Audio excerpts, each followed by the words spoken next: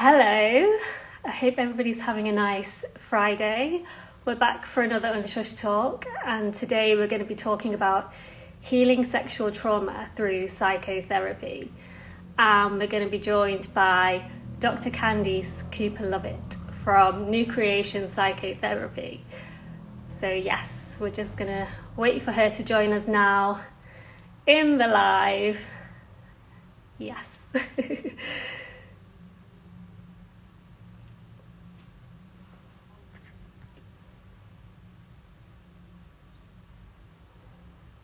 Hope everybody is having a nice cozy Friday, especially in London anyway with lockdown. I'm having a cozy time.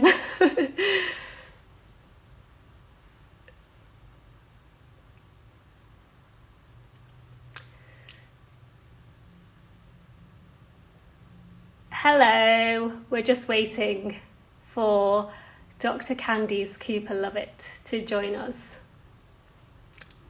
Hi. Okay, I can see her. We should be going live soon.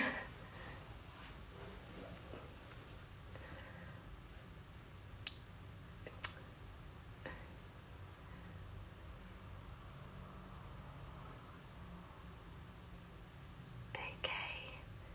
I think I'm not sure if you can see the request to join, but it should pop up.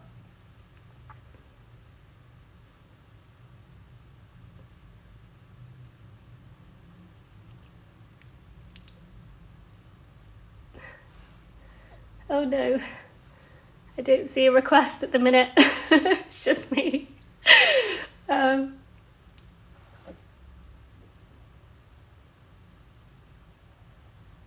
Aha, here it is. Gosh, I hate that awkward minute before. Hey.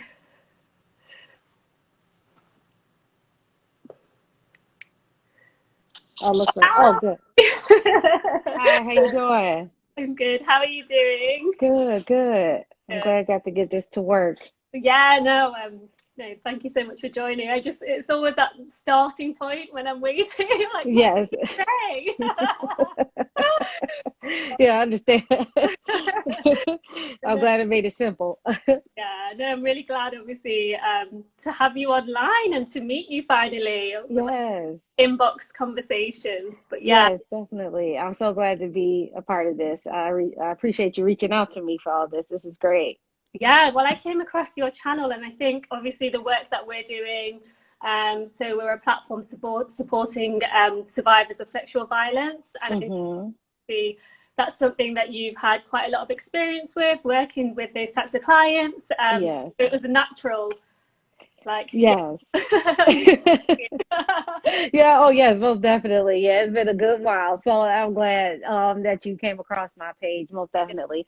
It's a population, it's not so much well, during my training was kind of underserved because people didn't want to go there with it. They was like, oh yeah, girl, you can have that. So it's definitely something. It's not for the faint of heart, that's for sure. Yes, but I thought we could obviously start. I gave you a little introduction, but I don't know if you want to Okay. introduce yourself as like a starting point. Oh, sure, sure. Yes. So, I am Dr. Candice Lovett. I am a native. I'm in the States, from New York. So it's like up north, Buffalo, New York. Yeah. And I have been here in Georgia since 2014. So, it's kind of okay. I like in the warm weather. So I've been here for a while. I started my practice in 2015. So Mm-hmm. I was in school for pretty much all of my 20s. So I finally finished with my doctorate when I defended at 29. So at 30, I graduated. So I Yeah. had the chance to live my life in my career. I didn't know what to do with myself. So yes, so yes, I have a 5 month old. I've been married for almost 4 years now, and I have a fur baby. He's 2, and he's a rambunctious little son Oh, of a gun. Yes, a little Yorkie. oh, So very stubborn and fireballs. Yes. what's his name? Oh, Sparky. Oh, Sparky. Oh, yeah. Yes, like Names. a spark plug. Like it fits perfectly. When I first met him, I said, "Oh yeah, he runs all over the place. I have to get him to be quiet." Thank you. Yes. No, thank you for the intro. And I thought, I don't know, obviously, you've seen our page, and I obviously just went over what we do. Yes. Haven't covered anything to do with therapy yet on the page. Okay. I know for a lot of people who might be watching, I know there's a lot of different types of therapy out there. And you're focusing on is it psychotherapy? Yes, psychotherapy, yes. Maybe we could talk a little bit, because Sure. from my experience, I had some therapy last year, but it was a talking therapy, and I don't Yes. know anything more about what type of therapy it was. I didn't know that I was talking. Yeah, and that's typically psychotherapy is Okay. talking therapy. You know, and different types of therapies. Like if you see like a psychiatrist where it may be some talking, but they also prescribe medication, and then they have some. I know they don't do those old school remedies anymore because those were found to be ineffective. But some people do some electroshock therapy, but not in the old school ways, because that way was definitely abusive and unethical. Today it would be. So, you know, it's just those things. But for the most part, you know, with psychotherapy is primarily talk therapy. And I tell people it's a conversation, it's just more of a therapeutic one where I'm probing and asking questions to give you insight about yourself. Mm-hmm. And how, Yeah. so I know getting into the journey of exploring therapy and, you know, trying to see when is the right time for therapy, or I Mhm. mean, there is never, how can you explain, how does somebody know if they are ready for therapy? Or Yeah, and that's the biggest piece is you have to be ready to do the work. And it's not always easy because sometimes you're tapping into spaces that you may have pushed back. And I always share that I'm just a flashlight in your cave, because you know there may be things that you have there but you didn't know was there, and so you just need a flashlight to just point you in a direction. So yeah, it's like if you're ready to face those things, you may be ready. And if you feel like you've tried on your own to alleviate something that you've been dealing with, whether it be anxiety, depression, I mean there are a number of things, and that you find yourself hitting a brick wall continuously, that may also be a good time. But the key of it is you have to be ready for it, because if you're not, it's not going to happen. And I always tell people, you know, I can be the best therapist in the planet, but if you're not willing to do the work, we would pretty much be wasting your time and yeah. money as well. So, you know, you definitely have to be ready for that. So I think it's just knowing within. I'm just thinking back to when I just kind of felt like I was at a point. I didn't feel like I was at a breaking point, but I felt like Mm, there was a point. I knew there was something that I needed to talk about and just get it off yes. my chest. It was just like I remember getting to the first Hmm. session, like, Yes, exactly. It's like oh, head is coming all out, right? yeah. So I mean, Yeah. some people might think therapy is when you're at an ultimate breaking point, but you know, in my instance, it wasn't. It was like I knew if I left it any longer, it could go down that route, but I wanted Hmm. to go sooner, before I Hmm. got to that phase almost. Oh, definitely. And I think that's the best time to do it, because a lot of times, you know, when people reach out to me, that's like individuals and couples, like they're at their last leg, you know, and so it's like this is the last result. You know, we tried everything and it didn't work. So this is kind of our chance to see if this is going to actually work out this time. And Yeah, some people would rather come and do talk therapy before actually getting on medication. So it's like, okay, before feeling like I have to get on meds, you know, let me see if I can do talk therapy to kind of help me learn some coping skills to deal with what I'm dealing yeah. with.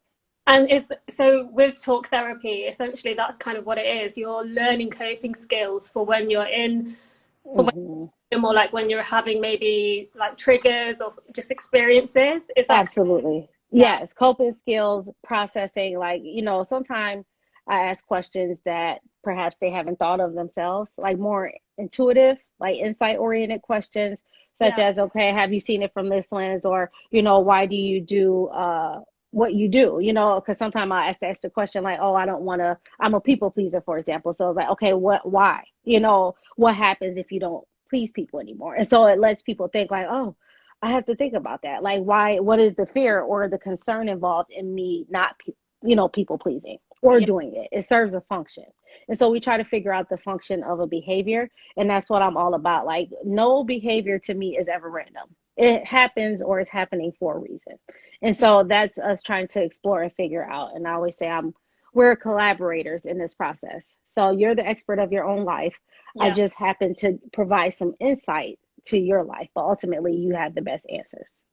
That's a beautiful way to look at it. You are the expert Yes. of your own life, and I guess Yeah, to kind of give a different viewpoint or have the person see it from a different viewpoint almost, and then process it that way.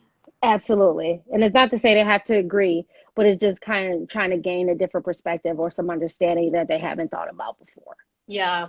I think we've got Hmm. a question here. Okay.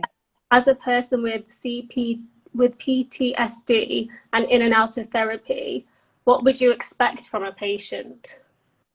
Well, what I expect as far as what they have to say or like the process, I'm assuming. I guess, Uh, yeah, maybe more to do with like the process.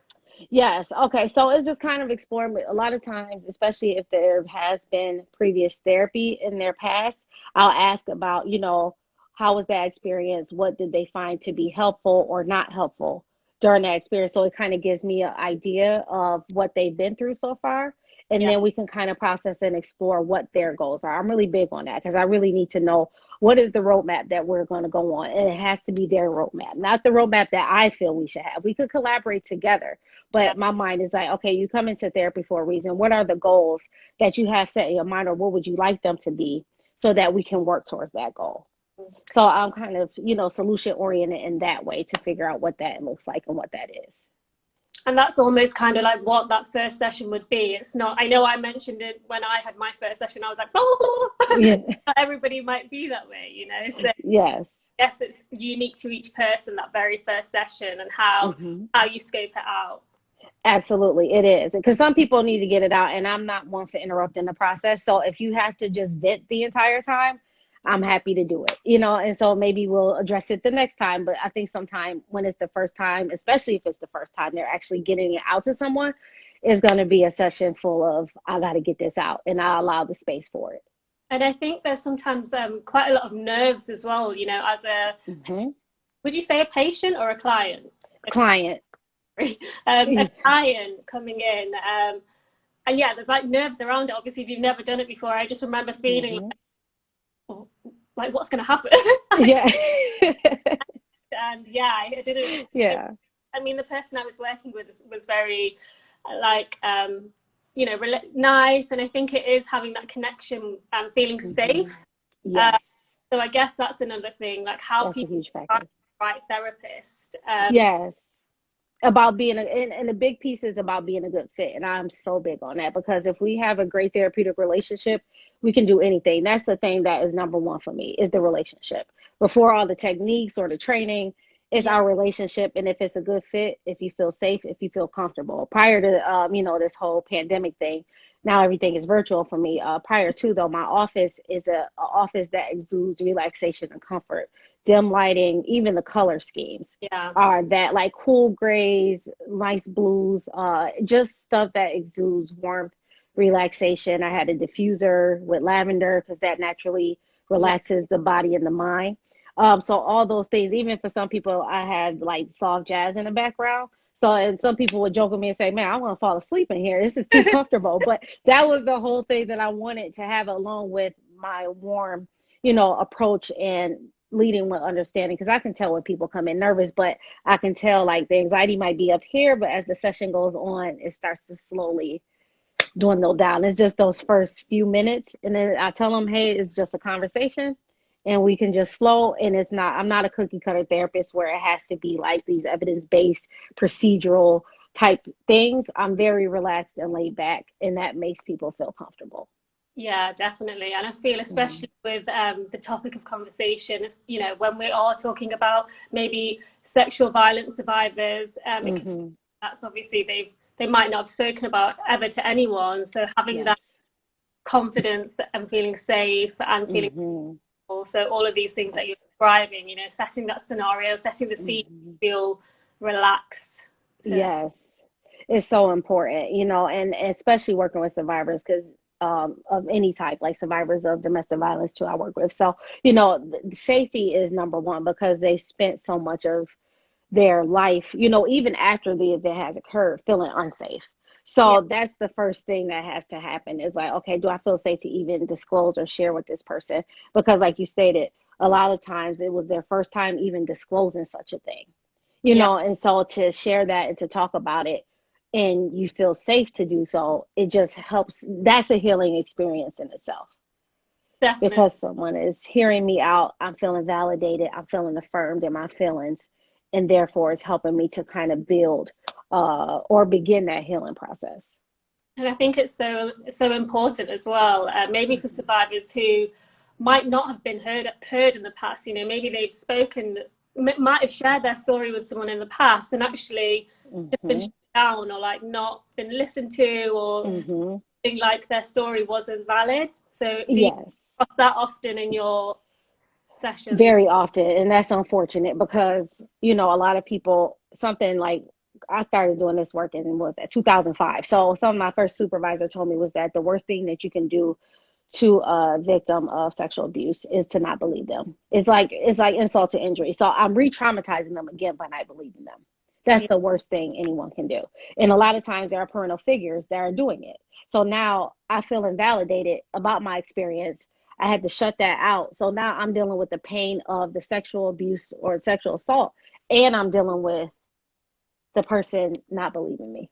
it's And another now I'm running to that. self, I guess, isn't it? When people live through that and then they've got Mm-hmm. a layer of trauma, I feel, to Yep. with. Yeah, absolutely. And that sits there, like resentment, pain, anger, for some people that I've had, especially when I've worked with adolescents who had a sexual abuse or sexual assault history, very angry. But usually the more angry someone is, the more depressed they are. Because Hmm. depression doesn't necessarily always look like people think moping around, sad, and but it's like anger is definitely an indication of depression also. Yeah, And people misconstrue that as just, oh, they mad all the time and this that, but it's like there's something behind that anger. yeah. Anger is There'd be something. Yeah, like you say, it's not gonna. They're just not angry for no reason. no, it's not. Anger is definitely a secondary emotion, meaning that's the emotion we see, but the primary is the thing we don't see. So Mhm. typically the primary emotion is sadness, hurt, disappointment, all those things that we don't like to show because it's more vulnerable. Yeah, vulnerability. That's a big one, isn't it? I guess during your sessions with clients, do you? Mhm. I mean, it's not really one size fits all, like we just said, but it's Yeah. almost like a breakdown of the different emotions. The more sessions you have, and getting to that, Hmm. because just again going back to my experience, but I feel like vulnerability to me was something that I just didn't sit with. It was like I had this exterior of like something, Hmm. and getting vulnerable was scary. So Yeah, it is scary. It is. And that's why that safe environment is so important. And I go beyond the surface. So it's like I ask a question about, okay, I'm angry right now. Okay, why are you angry? What's going on for you? You give me the thought and then you give me the feeling underneath the anger. So what we think and what we feel are two different things. A lot of times when I ask, like, how are you feeling? People give me a thought. I'm like, that's a thought. What's the feeling? Like, do I feel sad? Do I feel disappointed? Do I feel hurt? And so with my style is narrative in nature. So I'm a narrative therapist and solution focused, kind of a blend of the two. So mhm. narrative therapy is kind of like storytelling. Like these are the things stories are what shape our lives. The stories I think about myself in relation to other, how I move in the world is the story that I create for myself. And Mhm. so the narrative, when you think about sexual abuse situation or assault, I've created a narrative about myself now. And so now we have to take that narrative and create what you would probably call a chapter two. And it's called, the fancy word is externalization of the problem. Basically, the problem is the problem. That's all that is. So we just create something and make it more from abstract to concrete. So Mhm. we say the big green eyed monster is the thing that's infiltrating all your life. How does it make you feel? Mhm. That's how we get to the feeling part. How does it make you feel? What things does it tell you? So we pretend it's a person or a thing that we're fighting against so that it's easier as opposed to saying I'm the problem. No, the problem is the problem. Yeah. So that's when you get into the feelings. It makes me feel ashamed. It makes me feel less than. It makes me feel guilty. It makes me feel, so that's when you get to the feeling part. So those types of questions, it's easier to answer it because it's saying this is how this thing is making me feel.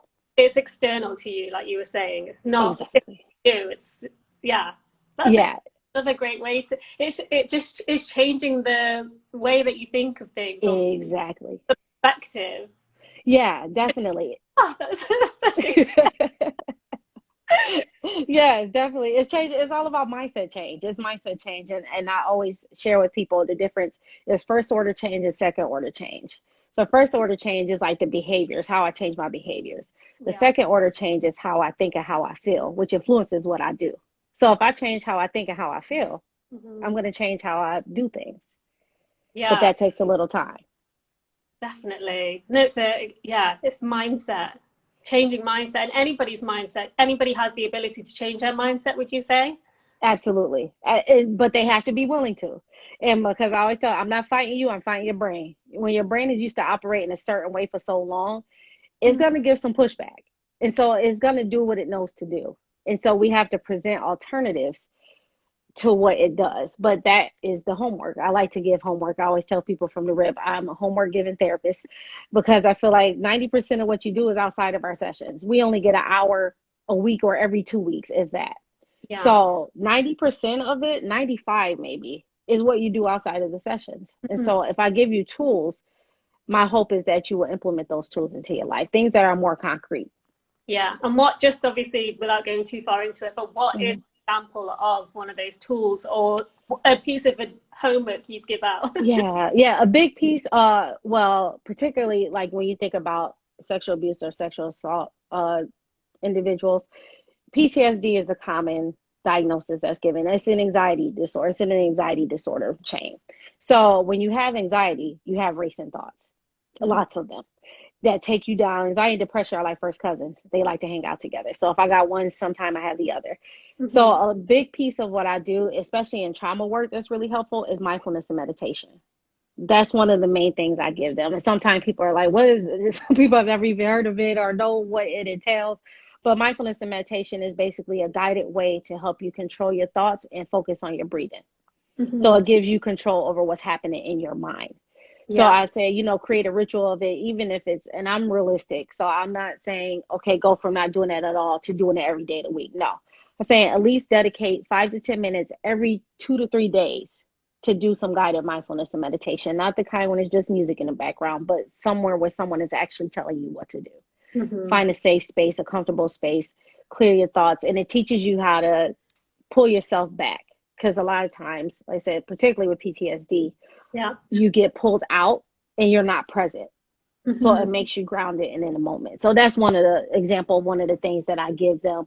So I'll give them like, there's these apps like Insight Timer, Calm, and Headspace. I usually give those as the starters to start with because it teaches you, especially Calm, teaches you how to meditate. I've used both of those, and I Oh, great. Oh, good. I do some things. So, I mean, this is another question. It's kind of like not on topic, but is there No. but difference with meditation and mindfulness? Is it the Yeah, same? it's the same. Yeah, meditation, mindfulness is pretty much the same. Yeah. So I'm meditating and but mindfulness is the piece where I'm having to be present and in the moment, Yeah, being mindful. Yeah, definitely. And meditation is the act of making myself mindful. yeah. I was just reading about that earlier. I was like, what is the difference? Yeah, They just go hand in hand. but they're great, great apps. Calm, Headspace. There's so many. Like you say, they have. I actually Mhm. started meditation with Headspace a few years ago, and they have just the basic introductions of like 2-3 minutes, and yeah, it doesn't Mhm. be like the full 15 minutes to begin Mm-mm. with because it's quite hard No. who've never meditated to try and sit still. It is. Because some people tell me, oh, it didn't work. I was like, well, you have to keep at it. Your brain is not going to do it the first time or the second time or even that first week. You have to keep doing it. It's like exercise. Like, I'm not going to see the results right away. I Yeah, got to keep going it and I guess that can take us on to the question of like how long should you have therapy for, or when do you know when you when obviously you're done. keep going, or yeah. Yeah. See, it's relative to the individual. It depends because I have some people who I've been seeing since I opened in 2015. And I Yeah. have some people who stayed for a duration of time up to 3 months and was good. So my long-term people are touch and go people. So it's not every week, but it's here and there. So the way that a good indication that, because I told them the goal is for you to fire me in a good way. So, is that when you've implemented the coping skills that we learned in therapy into your life, and sometimes you don't know that you've implemented it until you're faced with a situation. And so I remember clearly I had a client where she typically would like freak out over a particular situation. And then like all of a sudden, and now mind you, she's been doing her work, but to her it was all of a sudden like I was really calm and I didn't freak out like I usually do. You've done your work. You know what I mean? And so sometimes you don't recognize it until you've, like I said, you handle situations differently, more consistently, because, like for example, symptoms, the key is managing them, because we deal with chaos. Like things are every day out there out of our control. So it's not so much that we can change what's going on outside of us. I can change how I react and respond to it. Yeah. So when it's not impacting my life in such an overwhelming way any longer, and I got a good handle on it, that's my tall tale sign that I don't have to keep seeing a therapist. Some people don't want to let go. I think they get afraid. Like, oh, if I stop seeing you, I feel like I'm going to regress or go back. But it's like, no, you got to give yourself some grace and trust yourself that you got a handle on it. That it's okay. You got it. But if it's necessary, yes, we could do a touch and go session to get you back on your feet and then send you on your way. And that's a nice, I guess, do you ever have people who it might have been a year or even, longer that they come back to you and they're like, want to check back in and see how things are going? Oh yeah, definitely. Some of them do it. I've had a couple of people do that. Like, some people are like, I just need to talk to you for this one time. And if I need you again, I'll reach out. But most definitely, because sometimes we just needed to refresh, or I just needed some more coping skills, or just to make me remember what we talked about in therapy. Yeah, it is a nice, I think for people who've had, I'm just thinking about when I ended, it actually ended because of COVID. I deep down ready to end anyway. Yeah. Of COVID, I mean, I guess now, are you doing a lot of things online? Yes. Yep, everything has been online since March. Yeah. So it's even though it's different as, in person, I know a lot of people really appreciate enjoying it in person as well as I, but once COVID came, it was just kind of like, everything has to be online. We still get some good work done, but it is a little bit of a difference for sure. And I saw before COVID anyway, you were doing, not all therapists offer online sessions, but you were doing online already, right? Yep, I was doing half and half. Yeah, because when I got pregnant, I was just too tired to be there all day. And so, but what I found was that, this is actually pretty effective, because some people, like half of my caseload was like, I want to see you in person. But the other half was like, this is really convenient. I can just talk to you in my car. I don't have to drive out anywhere. And so it's recognizing how much of a need it actually was. So I say, even after this is all said and done, I will still incorporate online therapy as well. And does it allow you to work with people from all over, or are you specific to one? It just depends with regard to what branch is under, because technically, like here in the States, like we cannot see anyone outside of our jurisdiction of licensure. So I'm licensed in the state of Georgia. So for therapy, I couldn't see anyone outside of Georgia. But I'm also like a certified life coach. So I could do life coaching across multiple spaces, but just not the therapy piece. They have to be residents of Georgia. Coaching though as well, because that's, it's not intertwined, but I guess are the parts. Yeah. Goal setting.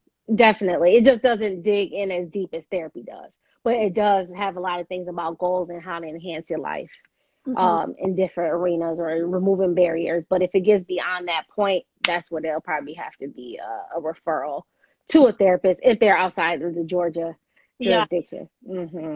People coming to you saying, okay, I don't know which one I need, therapy or life coaching. Oh, yeah. Yeah, some people do. So they kind of, if they're in Georgia, we can go to that extra step, and kind of go there on the therapy side. But some people, I can tell just even by the content they present, that they just kind of need just the life coaching thing, just like, okay, I just need to fulfill some goals. I got some career goals that I want to, aspire to. And so we just stick strictly on that. Now, if it gets to some emotional and mental stuff, then we can kind of transition into the therapy piece. It's so interesting to have all this experience that you have. Yeah. So going back to the therapy side of things, do you ever see like couples? So maybe somebody who has had trauma, sexual trauma in the past, and they're trying to navigate now their relationships, current relationships, and they want to bring their partner into it? Is that something? Yep. Oh yeah, definitely. I have a lot of couples like that. So, because a good chunk of my practice mostly are couples, and then I have my individual. So it's about like a 45-55 or a 65 situation with that. So I have those situations where we have a couple and, one of the partners has a sexual abuse history or sexual assault history, and sex is, something that is kind of can become taboo in their relationship. And sometimes it's the thing that's really talked about, because I know I have some couples where they're very transparent about, their partner's sexual abuse history or sexual assault history, and really having conversations around that and how to be safe and comfortable when it comes to that. But a lot of times what I find is that they're trying to define their own sexuality and sexual self, because it's kind of, that's the thing about sexual assault and sexual abuse. It's kind of interwoven in a thing that's meant to be good for, like, healthy and pleasurable for us, but it's turned into something negative and dark because of how they were introduced to it. And so it's kind of trying to untangle all of that. It comes in interwoven, and that's what makes it kind of difficult at times. And that's where the sex therapy piece comes in. And you do that as well, I guess, with couples, but also individuals, like how they can connect back to, I think it was something one of the title was, redefining your sexuality and sexual self through therapy. Being a sexual being, connecting. That's something. Absolutely. Yeah, definitely. And that's something, especially for women, because that's one of my specialties under sex therapy is female sexuality and pleasure. And so, society wise, we don't have the same freedom of expression of our sexuality as men do. So oftentimes women already have this unknown sense of sexual self. So you add a sexual trauma history in there, it's all like we have to kind of start from the ground up. We're digging deep to get to those things, So first and foremost, it's like we got to heal from the sexual trauma before we can even get our mind to think about, what my sexual self is that's separate from that trauma. Definitely. Done a lot of conversations on kind of like reconnecting to the body and exploring, cultivating intimacy with yourself. It's like you say, it's almost two separate things, isn't it? It's like healing trauma and then identifying or connecting with the body or yourself in that intimate. Yes, most definitely. And that's the part, and I'm big on, self-exploration and self-pleasure, and depending on who you're talking to, that can feel like a very taboo thing as well. But it's like I have to get in tune with myself first and foremost before I even allow anything else into this space. I have to get comfortable with myself and empower myself, and that I can redefine, what, especially for women, what my vagina means to me. That is much more bigger than just a sexual organ, it's no longer just this thing that represents a violation, you know what I mean? But I have control and I have power over my own pleasure, over my own body, because it is a sense of disempowerment when you go through those things. That is a really interesting way. Taking back the power. Absolutely. And it's so important. And it's so refreshing when it gets to that space, but it takes some time. But when they when they really do the work, you see some wonderful changes. I guess I can imagine. Just thinking, going back to that, because I know I was saying earlier, we talked about how kind of when you're ready to finish, or maybe you've like learned the coping skills. What about when you're in the middle? I remember being in a situation of having had some sessions, but being like right in the middle where it gets really I'm like so in the emotions. It's so like carry on. What's your advice around when it gets there? Because it does. I remember it's intense. I got there and it was intense. I don't want to. Yeah, it gets really raw, and I tell people sometimes, and it's a harsh reality, but it gets worse before it gets better, because that trauma, with individuals with trauma histories, if they haven't already done so, I like to do a trauma narrative. So they really have to go extensively into the trauma, where they express how they felt and what they thought in that particular moment. That's extremely difficult. So before I even go there, I give tons of coping skills, because I had to learn that lesson the hard way early in my career. I dived in too fast with it, and this young lady ended up trying to harm herself. And I felt so terrible. I was like, oh my God, I have to make sure I have coping skills next time, or Yeah. be more aware of that, because though she felt she was ready to go there, it just was too overwhelming for her. So Yeah. we had to kind of retract back. And so I'm big on that. You know what I mean? And so the thing is really taking it one step at a time, and so I literally let people take their time, because I have people have physiological reactions to actually sharing it, so it's like flashbacks, and it's real. Like, to experience that in a moment is like, okay, we have to stop, reel you back in, and do some grounding. So it's called like 5, 4, 3, 2, 1. So it's like 5 things I hear, 5 things I see, 5 things, tapping into your 5 senses, and going from 4 to 3 to 2 to 1 until you find yourself back to the present, because it can be difficult. And so I say, you can sit in the emotion, but the goal is not to stay in it. We don't want to drown in it. We need the coping skills to pull you back out, so we can kind of focus on self-care, because we just dealt with some difficult stuff today.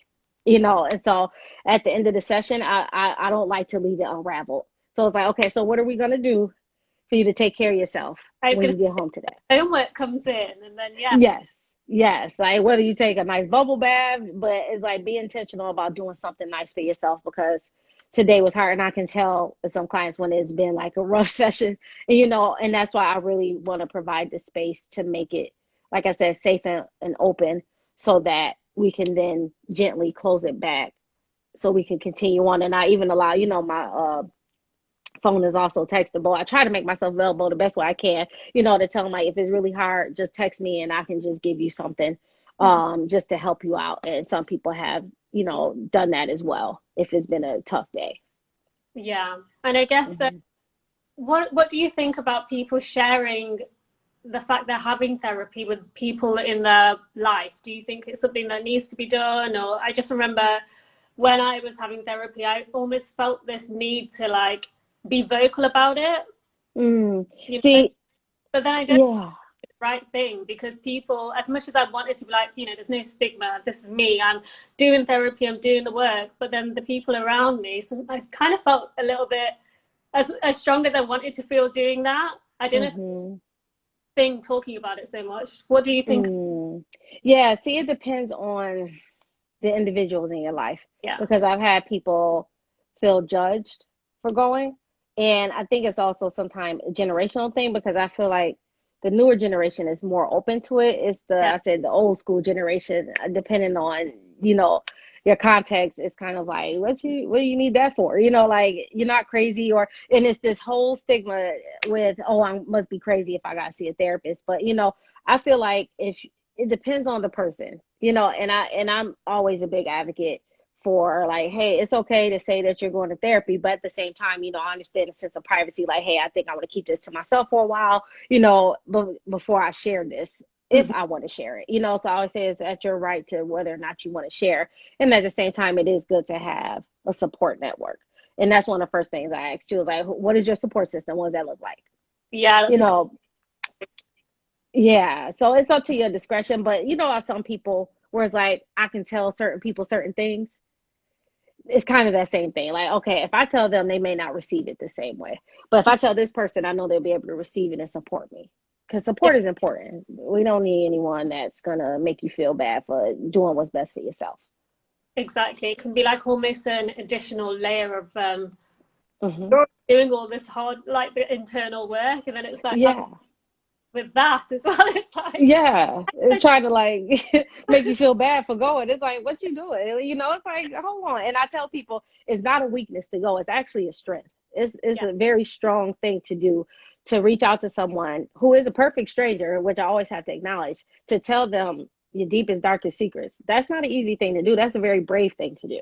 And so people think of it sometimes as a weakness, like, something's wrong, or I don't have, especially in religious and spiritual communities, where it's like, you don't have faith because you went to therapy, which is not the case at all. Yeah, So no, redefine it. right. And it is, it takes courage. It is, this is difficult conversations, and it's almost like why we're having this conversation now, so feel you can have these conversations, and there is support out there, and it does take courage to go to these dark places. can go there and you can get through them. So Yeah, definitely. And it's needed, and I feel like it's healing to even disclose and share. It's not to say that it's easy, but it's just for some people they hold it in for so long and things become psychosomatic. Basically, what is happening to me mentally starts to affect me physically. The mind and the body is very interconnected. And so people who have anxiety often have headaches or stomach aches. It's the anxiety. You're not releasing it. You letting it sit there. That's not good. It's not healthy. interesting. So it's all, everything's interconnected. Most definitely. So I said, just like you go to see a physical doctor, you can see a mental health therapist, and it's mind, body, spirit. You got to feed and take care of all three. Definitely. And this is a nice way. I think that's quite a lot of questions we've gone through Is there. it? Oh, wow. I think, yeah, we've covered quite a lot. But yeah, so you do more on like the, so intuitive as well. Yes. Yeah. Yes. So like insight oriented, asking questions that perhaps you haven't thought of, or even ways of looking at things, Yeah. because sometimes people disagree with me if they feel like I'm, and that's why I say, correct me if I'm wrong, because I never assume that what I'm saying is what it is, because once again, you know your life better than anybody else does. So, but I like to offer suggestions or say, hey, have you thought about it this way, or have you looked at it that way? Even when it comes to challenging, because, something that I've learned over the years is that if your client always is happy with you, you're not doing your job always. It's times people might get mad at me, but that's okay. I know I pushed the right button at the time. You just don't have to be mad at me. So, but they come back. It's like, well, I did give it some thought. I thought about what you said. Yeah, I'm glad you thought about it, because sometimes they're like, that's not it. No, no, no. It's like, okay, that's fine. I won't keep pushing, but I'm just offering a gentle challenge. Yeah. And it's coming from a place of love and a place of care, because I genuinely have compassion and care for all of my clients. I mean, that's what I lead with, because it wouldn't work any other way. And I guess, yeah, like you were saying, it's a collaboration. You're working together with your clients. And Yes. yeah, I guess this is how you kind of got into it to very begin with. There must have been a passion for people. Oh, most definitely. And people were drawn to me. Like people, I don't know what that is. Like I don't even tell them what I do, and they just tell me all their business how to do. I think It's like, okay. you have a really nice energy, though. It's like, Oh, yeah, thank you. speaking to you now, I feel like I feel comfortable. Oh, good. Thank you.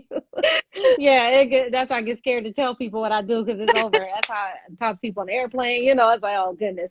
But yeah, that's how I know. I say, okay, this is clearly what I'm supposed to do. But Yeah. I enjoy it. The payment is the cherry on top, to be honest. I really enjoy it. So Yeah. Oh, amazing. Now we covered so many interesting points there, and yeah, the different perspectives, and mhm. yeah, so you're focusing on empowerment, healing, and transformative growth. Yes, yes, all of the above. Yeah, and transformative growth, because a lot of times in the work of trauma specifically, as PTSD is the main thing that's highlighted. But, the thing that I like to focus on is a concept called post-traumatic growth. Yeah. So post-traumatic growth is kind of more of a transformative type of thing. Like I always use the analogy of a butterfly, from caterpillar to a butterfly. So, post-traumatic growth is kind of like all these terrible things happened to me in my life. I did fall apart, I did crumble, but I built myself back up again to be stronger, and I'm better because of it, not in spite of it. Yeah. So that's the piece, once again, mindset. Like, how do I make meaning out of the things that have happened to me in my life? That is And a way to end it, I think. That's like such a, yes, yeah. yes, most definitely. So yeah, all those things, and that's what I'm all about and promoting.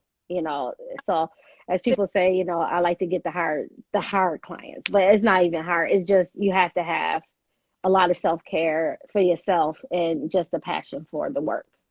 Yeah. So yeah, I guess for yourself as well, it's a lot of conversations and going into the deep conversations.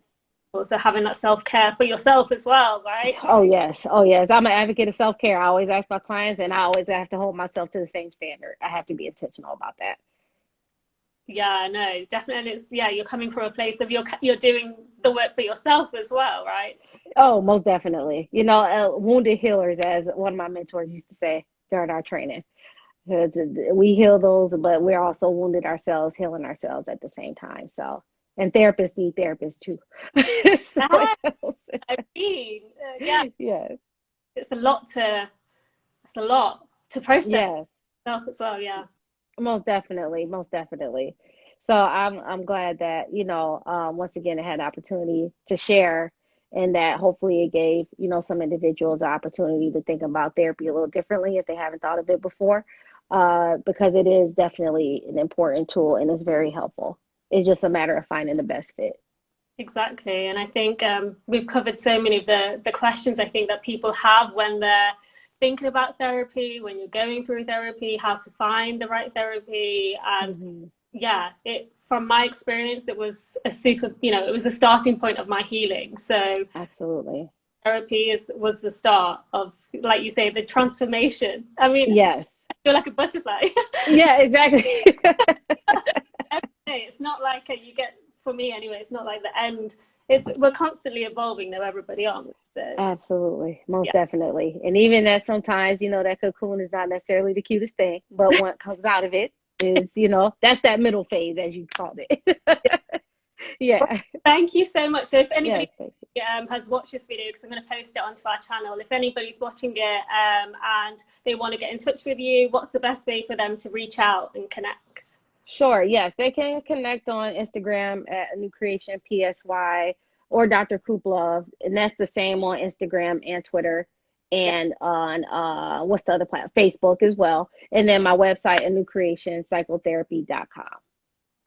amazing. Thank you so much Yes. for your time. Honestly, Yes. it's a really good conversation, and I'm really Yes. with you. You do have Yes. Likewise.